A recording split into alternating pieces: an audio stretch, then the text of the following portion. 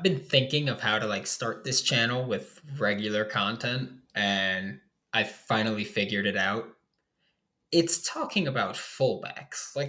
That's what I do. So that's how we're starting this whole line with hopefully regular 2 or 3 times a week uploads. And I'm starting by talking about the top 10 fullbacks in the NFL, along with the top 3 rookie fullbacks in the NFL, and a couple of honorable mentions. And I feel weird not going on Locked On Gators because I'm Brandon Olson. I'm the founder of Whole Nine Sports. I'm the host of Locked On Gators. Find my written work at Giants Country of SI.com as well if you don't know me. And if you do, thanks for tuning in. Thanks for supporting. And I think it's easy to say first up, it's Kyle Juszczyk. He's got to be fullback one in the NFL. Not even talking from a positional standpoint, but just in general, there have been so few players in the NFL that are as versatile as Kyle Juszczyk is. Whether you're talking about him as in terms of whether he lines up as a running back, the fullback, the tight end, in the slot, out wide, no matter what it is, Kyle Juszczyk does it for the San Francisco 49ers. He's also versatile in the sense of as a runner, receiver, and blocker. The simple fact is there are few players in NFL history that could do what Kyle Juszczyk does as often as Kyle Juszczyk does and as consistent as Kyle Juszczyk does. And if they could, they usually cost a lot more than Kyle Juszczyk does because they're usually not fullbacks. They're usually some kind of great tight end, or I mean, look at Jonnu Smith. He could probably run pretty successfully. He's good as a receiver and a blocker. Players like that cost a lot more than Kyle Juszczyk does.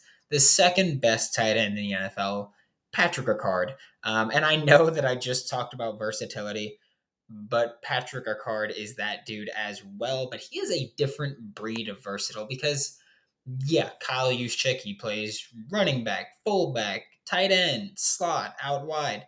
Patrick Ricard, I mean, he doesn't necessarily go out wide often. He did it like twice last season or something like that. Same thing with the slot. He doesn't do that often. But he plays in line and he plays in the backfield quite frequently.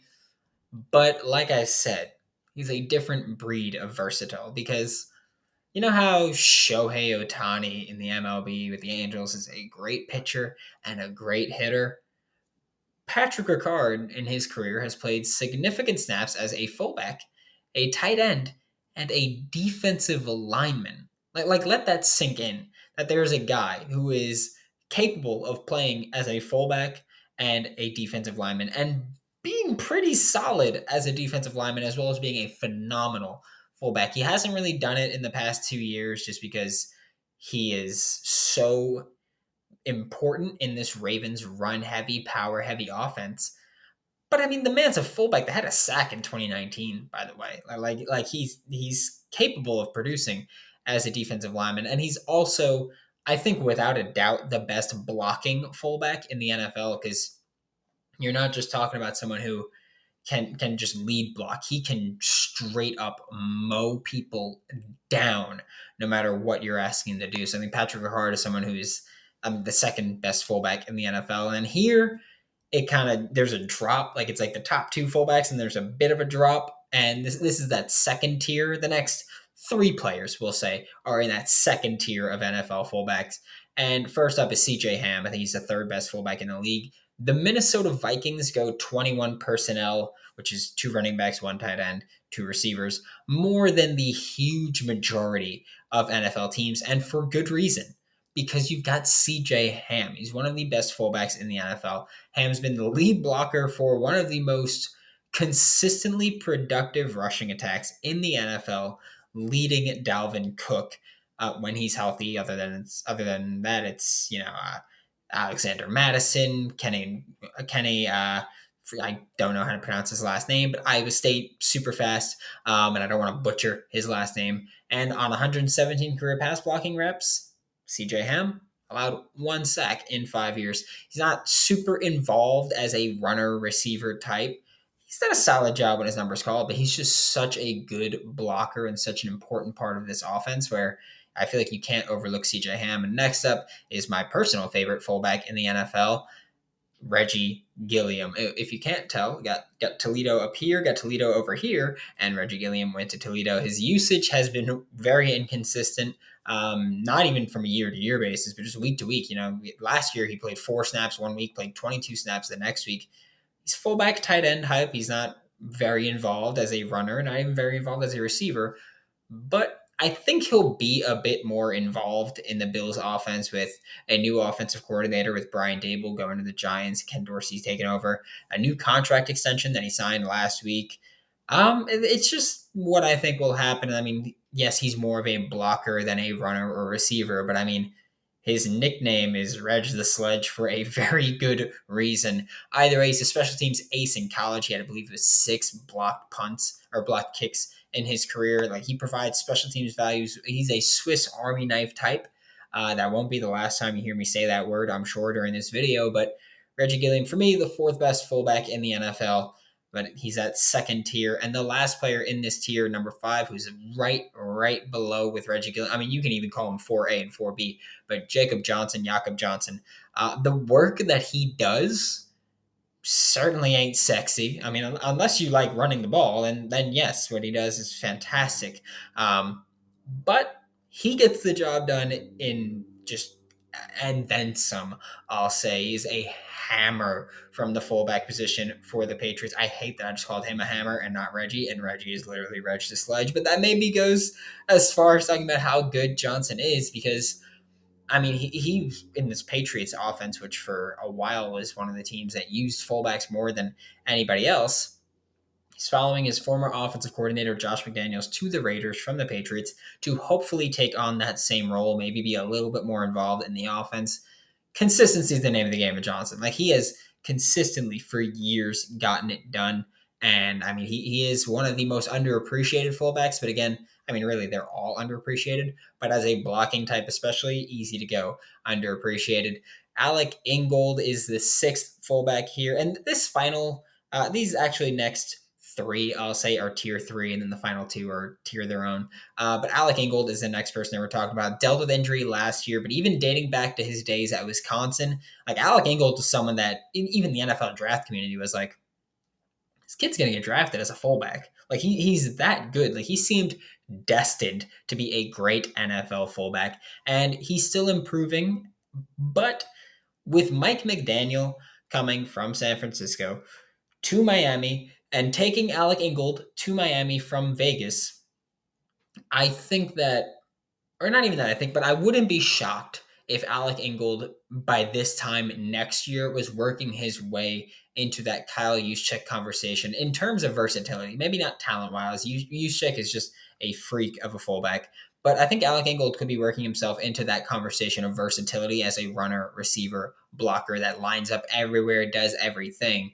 And Alec Ingold could very well work himself into that second tier or maybe even the first tier of NFL fullbacks. Next up is Derek Watt, which is back-to-back Wisconsin fullbacks, is the least surprising thing I've ever seen, heard, read, thought of, any of that. Back-to-back Wisconsin fullbacks is the most obvious thing there. The least known of the Watt brothers in the NFL. Derek's had his moments as a runner, receiver, and blocker, and I mean, he's another one of those Swiss Army knife, jack of all trades, master of none type fullbacks, where it's going to be interesting to see how his role evolves or devolves with the Pittsburgh Steelers as they added Connor Hayward, who we'll talk about a little bit later. But it's interesting to see what happens there, because now they've got 2 fullbacks on roster that their brothers play on the defensive side of the ball and are very good on the defensive side of the ball. So, fun little situation in Pittsburgh. The 8th best fullback in the NFL and the last player in this tier is Keith Smith. Smith has gone, I don't even want to say relatively under the radar. Keith Smith has gone completely under the radar for years, but he's been a well-traveled fullback that keeps finding a team. Because he's been on, I believe the Falcons are his 3rd NFL team now that he's been on for a regular season game. Keeps finding it for a very good job, for a very good reason, because he can get it all done. He does a very good job. And yeah, he's on the wrong side of 30, but he's been consistently improving. He's one of the few players from a backfield that's not a quarterback that actually improves as they get older. And yes, he's about to be 31, but looking like this might be the best year of his career. I mean, his career renaissance can continue because he's got another year under Arthur Smith, who with the Titans got fullbacks involved. It's been Kerry Blasingame, who I'll briefly mention later, that kind of had his best time. So Keith Smith, with especially with an improved supporting cast around him, could continue to improve. And this final tier is just like young guys that are going to be good. I think next up, I just mentioned Tennessee Titans. Here we go again with Tory Carter, the LSU product. He took Kerry Blasingame's job last year after repeated strong showings. They were both active a lot of times. Tory Carter played a lot of tight end at LSU. I think he's going to rotate in a tight end a bit this year with the Titans, but he's one of the better up and coming fullbacks in the NFL. He's low on the list because of his limited opportunities, but I'm fairly confident he's on his way up to again becoming a legitimate fullback in the NFL and a legitimate contributor for a team where they've liked to use fullbacks, and I think that they're going to kind of go back to that a little more again this year with Derrick Henry fully healthy. Last year he wasn't, and kind of changed things. You can't just run as much up the middle as you want without Derrick Henry there. But now that he's back, I'd imagine Tory Carter is going to step into that backfield quite a bit as a lead blocker. And the last player on this list, Giovanni Ricci, he lines up as a fullback. He lines up as an inline tight end. He lines up in the slot. He lines up out wide. He is one of those guys, that Swiss Army knife that lines up everywhere, similar to a Kyle Juszczyk. He's obviously not nearly as efficient, productive, successful as Kyle Juszczyk just yet, but he's an average blocker. I think one of the reasons that Giovanni Ricci has been underrated as a runner receiver is because he hasn't been asked to do it in the NFL, really. He's been targeted, I think, like 4 times in the past 2 years. He just hasn't been asked to be a pass catcher. He hasn't been handed the ball at all. But in college, he was an important part of that Western Michigan offense. I believe this is the second max school after Toledo. There might be another one that I missed, but yeah, in college he was asked to be a tight end. That's what he played. So I think that's the thing where it's like, well, he's a tight end moving to fullback, but we know he's got promise because as a tight end in college, he was, I believe, the 3rd leading receiver on that Western Michigan team. So he's someone who has consistently proven he can contribute in the passing game. It's just a matter of making it happen now. And with all the changes happening in Carolina, he might be asked to be involved a little bit more. Couple rookies. They were talking about 3 rookies that we're going to talk about, actually. First up is Xander Horvath. I mean, he was a legit runner receiver at Purdue, and I don't mean just like I don't even mean Juszczyk volume. I mean like he was a leading rusher for them multiple times. Like Xander Horvath was one of the most. He might be the most relied upon fullback in an offense since the Larry Csonka days. Like that's what I'm talking about. Like that dating back that far, I don't remember a fullback that was used as often and as consistently as Xander Horvath was in college. And I highly doubt that he's going to be used even close to as often in the NFL. But maybe the Chargers are like, you know what? Let's give him a shot. Let's see what happens. Doubt it, but it could be fun to see. Connor Hayward, who I briefly mentioned before, Michigan State tight end, running back, hybrid, fullback that is with the Pittsburgh Steelers now. A thick 233 pounds. Like he looks more than 233 pounds, but that's what he's listed at, so that's what I'll give him. But he's an exceptionally good receiver out of the backfield. Like he was very involved in the Michigan State offense as a runner and receiver, and throughout his Michigan State career, he was used as a legitimate running back. Like 209 carries in his final 4 seasons. First year was a redshirt year where he played a couple of games, but in his final 4 seasons, legitimate 209 carries, used as a running back, listed as a tight end of the Steelers. I'd be remiss if I ignored him as a fullback, though. We'll see what happens with the Steelers. Again, like I mentioned, Derek Watt, Connor Hayward, 2 fullback appearances on this list. Maybe Connor Hayward plays tight end, but 5'11" is kind of small to be playing tight end often, so we'll see what happens there. Last rookie on the list, and the last player is going to get a long explanation, Jeremiah Hall. Like I've said Swiss Army knife quite a few times, but that's Jeremiah Hall as well. He was released by the Giants earlier this week, so we'll see what happens with that. But he should find his way on a team because he's a runner receiver. He's not a liability as a blocker, and similar to a player like Reggie Gilliam, he is a special teams ace And so I think that might be even the bigger value that Jeremiah Hall brings, being able to contribute on all facets of special teams. That's what teams are looking for. They're looking for someone that can put in for a few snaps, can contribute whatever they need to do, and play special teams. And that's what Jeremiah Hall can do. Honorable mentions on this list: Adam Prentice with the New Orleans Saints is someone that I think should be mentioned. I mean, I know he's been having a great practice, a great training camp and preseason. I know they've been talking about that a ton. They've been like, hey, yeah, this dude brings it every single time, and he's going to make you regret that you ever stepped in his path. So there's Adam Prentice is one guy that we're talking about. There's also Kerry Blasingame, who I mentioned before, with a couple of these players that I mentioned, but he used to be a Tennessee Titan. Now he's a Chicago Bear runner receiver type more than anything else. Another runner receiver type is Alex Arma, the Washington Commanders right now, who he's been pretty well traveled. I believe he played for the Panthers and Saints in the past 2 seasons. I believe he's signed on for a couple other teams for preseason, and then obviously didn't stick with them. But great athlete Alex Arma is. And the final player is Elijah Penny, the older brother of Rashad Penny, Seattle Seahawks running back. Elijah Penny was with the New York Giants this past season. But I mean, with the release of Jeremiah Hall, they have Andre Miller, who might be a fullback, H-back type, but we'll see what even happens with that. But Elijah Penny, he's currently a free agent, deserves to be on an NFL team. These are your top 10 fullbacks, top 3 rookie fullbacks, a couple honorable mentions on the list. But we're going to try to bring you more consistent content with the Whole Nine Sports YouTube channel. Want to grow this, want to keep it going.